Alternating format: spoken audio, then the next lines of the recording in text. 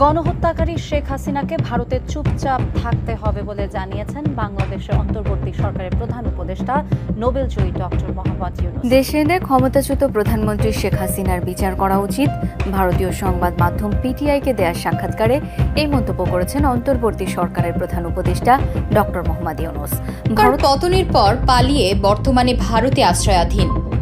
ছাত্র জনতার ব্যাপক বিক্ষোভের মুখে পদত্যাগ করে দেশ ছেড়ে পালিয়ে যাওয়ার পর ভারতে বসে দেশ সম্পর্কে সাবেক প্রধানমন্ত্রী শেখ হাসিনার সাম্প্রতিক রাজনৈতিক বক্তব্য বিবৃতিকে অবন্ধুসুলভ আচরণ বলে বর্ণনা করেছেন বাংলাদেশের অন্তর্বর্তী সরকারের প্রধান উপদেষ্টা অধ্যাপক ডক্টর মোহাম্মদ ইউনূস। আরও একটি আপডেট নিউজে আপনাদের সকলকে জানাচ্ছি স্বাগতম। দর্শক, দেশে এনে মাফিয়া সরকার শেখ হাসিনার বিচার করা উচিত, একই বললেন ডক্টর ইউনূস। শেখ হাসিনাকে ফিরানোর অনুরোধ না জানানোর পর্যন্ত তাকে চুপ থাকতে বললেন ডক্টর ইউনূস। দর্শক, রীতিমতো আজকের এই ভিডিওটি আপনারা দেখলে অবাক হয়ে যাবেন। খুবই গুরুত্বপূর্ণ চাঞ্চল্যকর তথ্য রয়েছে আজকের এই ভিডিওতে। ছাত্র জনতার গণ আন্দোলনে ক্ষমতা তুচ্ছ শেখ হাসিনাকে নিয়ে ক্ষোভ প্রকাশ করলেন বাংলাদেশের অন্তর্বর্তী সরকারের প্রধান উপদেষ্টা ডক্টর মোহাম্মদ ইউনূস।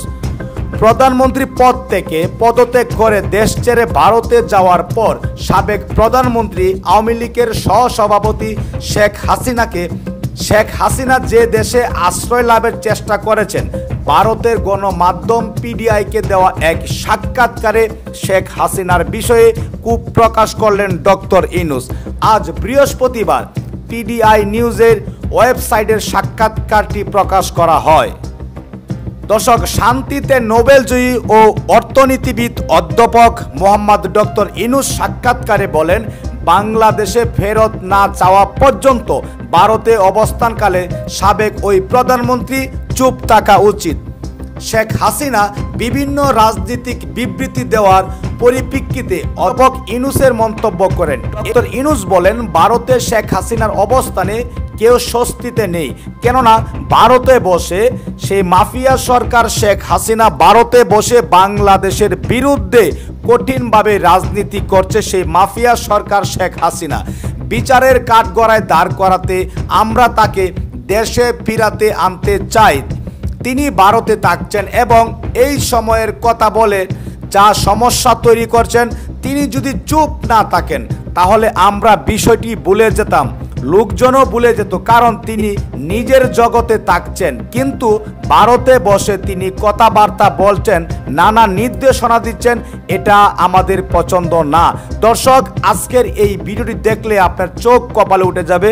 খুবই চাঞ্চল্যকর তথ্য রয়েছে ডক্টর ইউনূসের। এদিকে নির্দলীয় তত্ত্বাবধায়ক সরকারের অধীনে নির্বাচন পরামর্শ দিয়ে পদত্যাগ করলেন হাবিবুল্লাহ আওয়াল।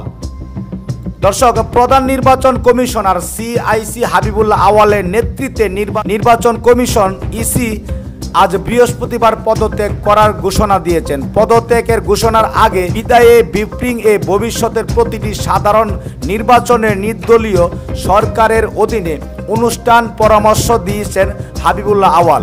তার আরও পরামর্শ, এই নির্বাচনে ভোট গ্রহণ অনুষ্ঠিত হতে হবে বিবৃতি দিয়ে। দর্শক, পদত্যাগ করার সাথে সাথে নির্বাচন কমিশনারকে জনগণের ধাওয়া, এই নিয়ে চাঞ্চল্যকর তথ্য রয়েছে আজকে আমাদের এই ভিডিওতে। দর্শক, কে কোন জেলা থেকে আজকে আমাদের এই ভিডিওটি দেখছেন অবশ্যই কমেন্টসের মাধ্যমে জানিয়ে দিবেন। দয়া করে আজকের এই ভিডিওটি আপনার সোশ্যাল মিডিয়াতে শেয়ার করে দিবেন। দর্শক, চ্যানেলে যদি নতুন হয়ে থাকেন প্রতিনিয়ত সবার আগে আপডেট নিউজগুলো পেতে আমাদের এই চ্যানেলটি সাবস্ক্রাইব করে রাখুন ও একটি লাইক দিয়ে দেখতে থাকুন সম্পূর্ণ ভিডিওটি। ছাত্র জনতার রক্ত আর হাজারো প্রাণের বিনিময়ে বাংলাদেশে দীর্ঘ প্রায় 16 বছরের স্বৈরাচার শাসনের অবসানের 1 মাস পূর্ণ হল। গত 5 আগস্ট গণ অভ্যুত্থানে শেখ হাসিনা প্রধানমন্ত্রীর পদ থেকে পদত্যাগ করে পালিয়ে ভারত চলে যান। এবার সাবেক প্রধানমন্ত্রী শেখ হাসিনা ও ভারতকে এক হাত নিয়েছেন প্রধান উপদেষ্টা ডক্টর মোহাম্মদ ইউনূস। বৃহস্পতিবার ঢাকায় নিজের সরকারি বাসভবনে ভারতীয় সংবাদ সংস্থা পিটিআইকে সাক্ষাৎকার দেন ডক্টর ইউনূস। তিনি ইঙ্গিত দিয়েছেন, হাসিনাকে ফেরত পাঠানোর বিষয়ে বাংলাদেশ অনুরোধ না করা পর্যন্ত ভারত যদি হাসিনাকে নিজের দেশে রাখতে চায় তাহলে তাকে আরও মন্তব্য করা থেকে বিরত থাকতে হবে। অধ্যাপক ডক্টর মোহাম্মদ ইউনূস পিটিআইকে বলেন, ভারতের সঙ্গে শক্তিশালী সম্পর্ককে বাংলাদেশ সম্মান করে। এই কারণে হাসিনা ব্যতীত বাংলাদেশের সবাই ইসলামবাদী এবং শেখ হাসিনা ছাড়া দেশ আফগানিস্তানে পরিণত হবে। নয়াদিল্লিকে এই ধারণা থেকে বের হতে হবে। ডক্টর ইউনূস বলেন, ভারতে শেখ হাসিনা অবস্থান করায় কেউ স্বাচ্ছন্দ্য বোধ করছে না। বিচার করার জন্য বাংলাদেশ তাকে ফেরত আনতে চায়। তিনি ভারতে রয়েছেন এবং সেখান থেকেই মাঝে মাঝে বক্তব্য দিয়ে সমস্যা তৈরি করছেন। তিনি চুপ থাকলে মানুষ তাকে ভুলে যেত, কিন্তু তিনি ভারতে বসে কথা বলছেন এবং দিক নির্দেশনা দিচ্ছেন। এটা কারো পছন্দ নয় বলে জানান ডক্টর ইউনূস।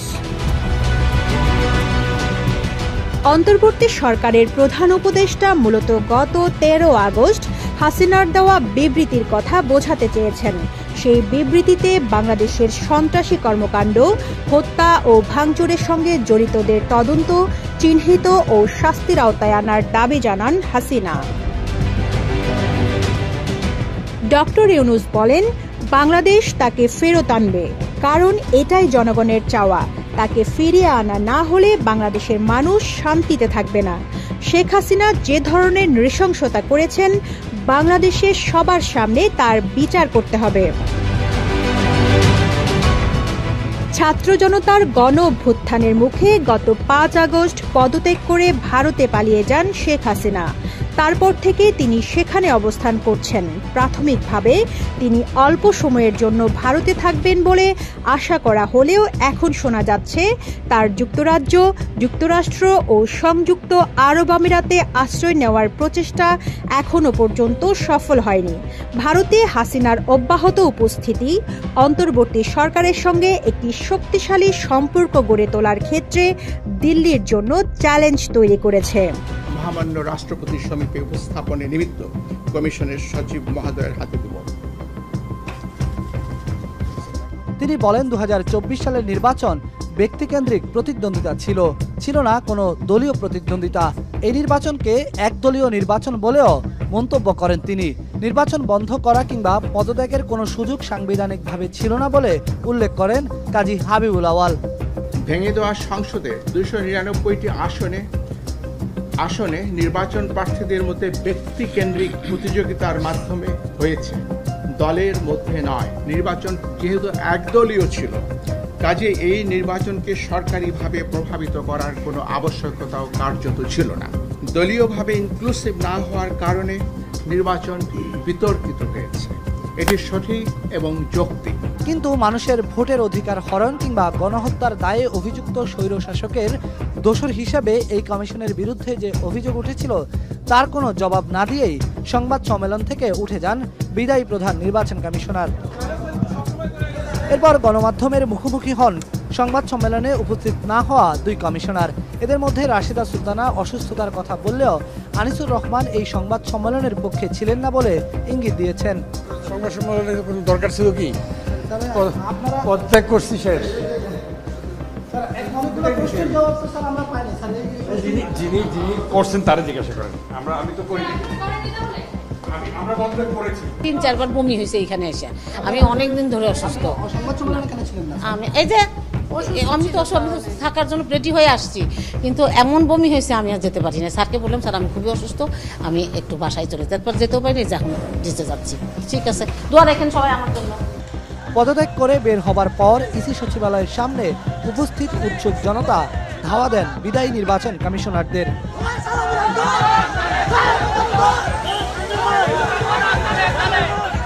সাংবাদিকদের দায়িত্ব পালনে নানা বিধিনিষেধ আরোপ, আইন সংশোধন করে ইসির ক্ষমতা খর্ব করা, ডামি নির্বাচনের আয়োজন এবং দ্বাদশ জাতীয় সংসদ নির্বাচনে ভোটের অস্বাভাবিক হার দেখানো সহ নানা অভিযোগে অভিযুক্ত আওয়াল কমিশন যুগের সমাপ্তি হলো অবশেষে।